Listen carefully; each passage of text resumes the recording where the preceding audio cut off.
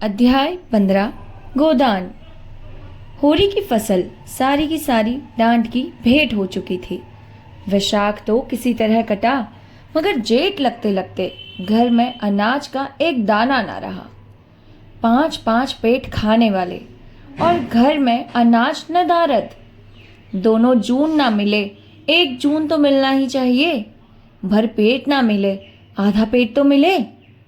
निराहार कई के दिन रह सकता है, उधार ले ले तो किससे। गांव के सभी छोटे बड़े महाजनों से तो मुंह चुराना पड़ता था। मजूरी भी करे तो किसकी। जेठ में अपना ही काम ढेरों का था। ऊख की सिंचाई लगी हुई थी, लेकिन खाली पेट मेहनत भी कैसे हो। सांझ हो गई थी, छोटा बच्चा रो रहा था। माँ को भोजन न मिले तो दूध कहाँ से निकले। सोना परिस्थिति समझती थी, मगर रूपा क्या समझे। बार बार रोटी रोटी चिल्ला रही थी। दिन भर तो कच्ची अमिया से जी बहला ली, मगर अब तो कोई ठोस चीज चाहिए थी।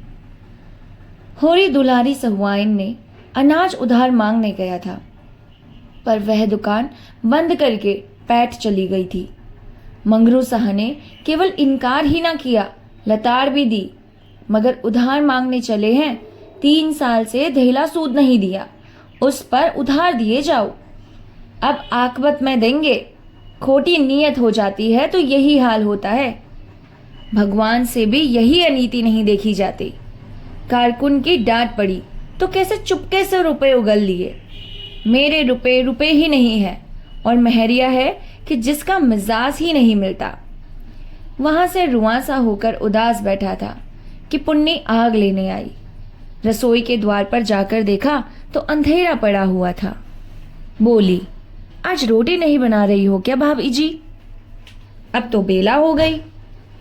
जब से गोबर भागा था, पुन्नी और धनिया में बोलचाल हो गई थी। होरी का एहसान भी मानने लगा था। हीरा को अब वह गालियां देती थी। हत्यारा, गौ हत्या करके भागा, मुंह में कालिख लगी है, घर कैसे आए, और आए भी तो घर के अंदर पाँव न रखने दूं। गऊ हत्या करते तो लाज भी ना आई। बहुत अच्छा होता पुलिस बांधकर ले जाती और इनसे चक्की पिसवाती। धनिया कोई बहाना ना कर सकी। बोली, रोटी कहाँ से बने, घर में दाना तो है ही नहीं। तेरे महतों ने बिरादरी का पेट भर दिया। बाल बच्चे मरे या जिए, अब बिरादरी झांकती तक नहीं। पुन्नी की फसल अच्छी हुई थी और वह स्वीकारती थी कि यह होरी का पुरुषार्थ है। हीरा का साथ कभी इतनी बरकत ना हुई थी। बोली, अनाज मेरे घर से क्यों ना मंगवा लिया? वह भी तो महतों की ही कमाई है, किसी और की थोड़े ना है।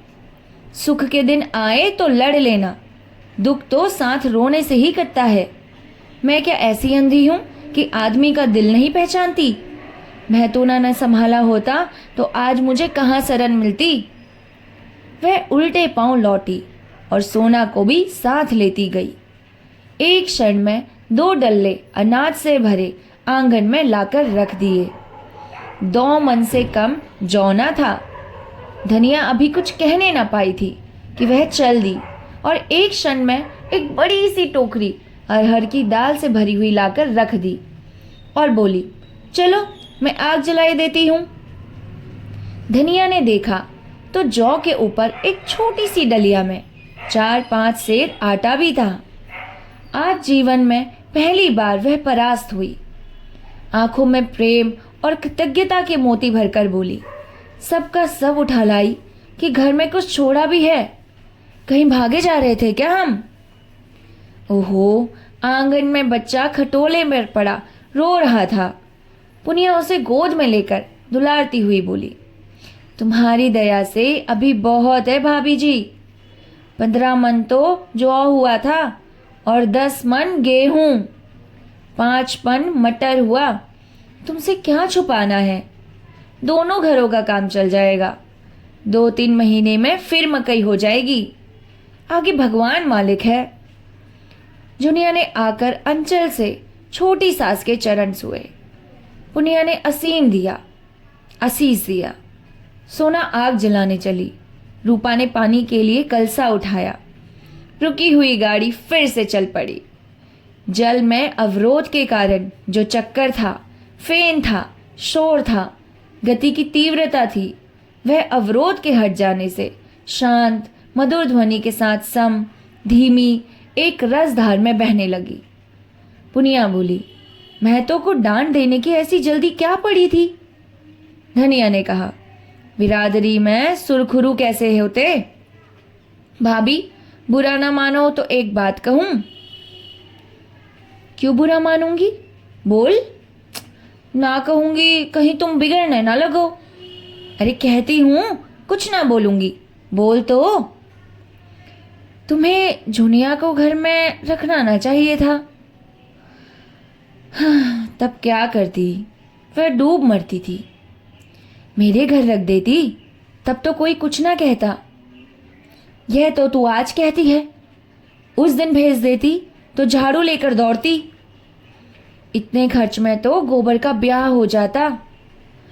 होनहार को कौन टाल सकता है पगली, अभी इतने से ही गला नहीं। छूटा भोला अब अपनी गाय के दाम मांग रहा था। तब तो गाय दी थी कि मेरी सगाई कहीं ठीक कर दो। अब कहता है मुझे सगाई नहीं करनी, मेरे रुपए दे दो। उसके दोनों बेटे लाठी लिए फिरते हैं। हमारे कौन बैठा है जो उससे लड़े। इस सत्यानाशी गाय ने आकर सब चौपट कर दिया। कुछ और बातें करके पुनिया आगे लेकर चली गई। होरी सब कुछ देख रहा था। भीतर आकर बोला, पुनिया का दिल साफ है। हीरा का भी तो दिल साफ था ना? धनिया ने अनाज तो रख लिया, पर मन में लज्जित और अपमानित हो रही थी। यह दिनों का फेर है, आज उसे यह नीचा देखना पड़ा। तू किसी का औसान नहीं मानती, यही तुझ में बुराई है। औसान क्यों मानूं? मेरा आदमी उसकी गृहस्थी के पीछे जान नहीं दे रहा है। फिर मैंने दान थोड़े ही लिया है, उसका एक एक दाना वापस कर दूंगी। मगर पुनिया अपनी जेठानी के मनोभाव समझकर भी होरी का एहसान चुकाई जाती थी। अब यहाँ अनाज चुक जाता, मन दो मन दे जाती। मगर जब चौमासा आ गया और वर्षा ना हुई तो समस्या अत्यंत जटिल हो गई। सावन का महीना आ गया था, बगुले उठ रहे थे, कुओं का पानी भी सूख गया था और ऊख ताप से जली जा रही थी। नदी से थोड़ा थोड़ा पानी मिलता था, मगर उसके पीछे आए दिन लाठियां निकलती थी। यहाँ तक कि नदी ने भी जवाब दे दिया था। जगह जगह चोरियां होने लगी, डाके पड़ने लगे, सारे प्रांत में हाहाकार मच गया। बारे कुशल हुई कि भादों में वर्षा हो गई और किसानों ने प्राण उगारे हुए। कितना उत्साह था उस दिन। प्यासी पृथ्वी जैसे अघाती ही ना थी और प्यासे किसान ऐसे उछल रहे थे मानो पानी नहीं अशरफियाँ बरस रही हो। बटोर लो, जितना बटोरते हो बटोरते रहो। खेतों में जहाँ बगुले उठते थे वहाँ हल चलने लगे। बाल वृंद निकल निकल कर तालाबों और पोखरों और गढ़ियों का मुकायना करने लगे। ओहो, तालाब तो आधा भर गया है और वहाँ से गहड़िया की तरफ दौड़े। मगर अब कितना ही पानी बरसे, ऊख तो विदा हो गई, एक एक हाथ ही होके रह जाएगी। मक्का और ज्वार और कोदो से लगान थोड़े ही चुगेगा। महाजन का पेट थोड़े ही भरा जाएगा। हाँ, गौ के लिए चारा हो गया है और आदमी जी गया। जब माघ बीत गया और भोला के रुपए ना मिले तो एक दिन वह झल्लाया हुआ होरी के घर आ धमका और बोला, यही है तुम्हारा कॉल? इसी मुख से तुमने ऊख पेड़ कर मेरे रुपए देने का वादा किया था। अब तो ऊख पेड़ चुके, लाओ रुपए मेरे हाथ में दो। होरी जब अपना विपत्ति सुनकर और सब तरह चिरोरी करके हार गया और भोला द्वार से ना हटा तो उसने झुंझला कर कहा, तो महतो, इस बखत तो मेरे पास रुपए नहीं है और ना मुझे कहीं उधार मिल सकते हैं। मैं कहाँ से लाऊं? दाने दाने की तंगी हो रही है। विश्वास ना हो घर में आकर देख लो, जो कुछ मिले उठा ले जाओ। भोला ने निर्मम भाव से बोला, मैं तुम्हारे घर में तलाशी लेने क्यों जाऊं? और ना मुझसे यह मतलब है कि तुम्हारे पास रुपए हैं या नहीं। तुमने ऊख पेड़ कर रुपए देने को कहा था, ऊख पेड़ चुके, अब मेरे रुपए हवाले करो। तो फिर जो कहो वह करूं, मैं क्या कहूं? मैं तुम्ही पर छोड़ता हूं। मैं तुम्हारे दोनों बैल खोल ले जाऊंगा। होरी ने उसकी ओर विस्मय भरी आंखों से देखा, मानो अपने कानों पर विश्वास ही ना आया हो। फिर हतबुद्धिता सा सर झुकाकर रह गया। भोला क्या उसे भिखारी बनाकर छोड़ देना चाहते हैं? दोनों बैल चले गए तब उसके दोनों हाथ ही कट जाएंगे। दीन स्वर में बोला, दोनों बैल ले लोगे तो मेरा सर्वनाश हो जाएगा। अगर तुम्हारा धर्म यही कहता है तो खोल ले जाओ। तुम्हारे बनने बिगड़ने की मुझे कोई परवाह नहीं है, मुझे अपने रुपए चाहिए। और मैं जो कह दूं, मैंने रुपए दे दिए। भोला सन्नाटे में आ गया। उसे अपने कानों पर विश्वास ना आया। होरी इतनी बड़ी बेईमानी कर सकता है? यह संभव नहीं। उग्र होकर बोला, अगर तुम हाथ में गंगा जली लेकर कह दो कि मैंने रुपए दे दिए तो सब्र कर लूं। कहने को तो मन तो चाहता है, मरता क्या ना करता, लेकिन कहूंगा नहीं। तुम कह ही नहीं सकते। हाँ भैया, मैं नहीं कह सकता, हंसी कर रहा था। एक क्षण तक वह दुविधा में पड़ा रहा, फिर बोला, तुम मुझसे इतना बैर क्यों पाल रहे हो भोला भाई? जुनिया मेरे घर में आ गई तो मुझे कौन सा सरग मिल गया? लड़का हाथ से गया, 200 रुपये दंड अलग भरना पड़ा। मैं तो कहीं का ना रहा। मैं अब तुम भी मेरी जड़ खोद रहे हो। भगवान जानते हैं, मुझे बिल्कुल ना मालूम था कि वो क्या कर रहा है। मैं तो समझता था गाना सुनने जाता होगा। मुझे तो उस दिन पता चला जब आधी रात को जुनिया घर में आ गई। उस वक़्त मैं घर में न रखता तो सोचो कहाँ जाती, किसकी होकर रहती। जुनिया बेरोठों के द्वार पर छिपी खड़ी यह बातें सुन रही थी। बाप को अब वे बाप नहीं, अपना शत्रु समझती थी। डरी कहीं होरी बैलों को ना दे दे। जाकर रूपा से बोली, अम्मा को जल्दी से बुला ला, कहना बड़ा काम है, विलम्ब ना करो। धनिया खेत में गोबर फेंकने गई थी। बहू का संदेश सुना तो बोली, काहे को बुलाया बहू? मैं तो घबरा गई। काका को तुमने देखा है ना? हाँ देखा, कसाई की तरह द्वार पर बैठा हुआ है। मैं तो उससे बोली भी नहीं, और बोली भी क्यों, बल्कि हमने उसकी बेटी को अपने घर पर रखा। फिर भी उसको हमारा कोई एहसान नहीं, बल्कि हमसे पैसा मांग रहा है। अरे बेटी दान करना तो सबसे बड़ा पुण्य का काम होता है।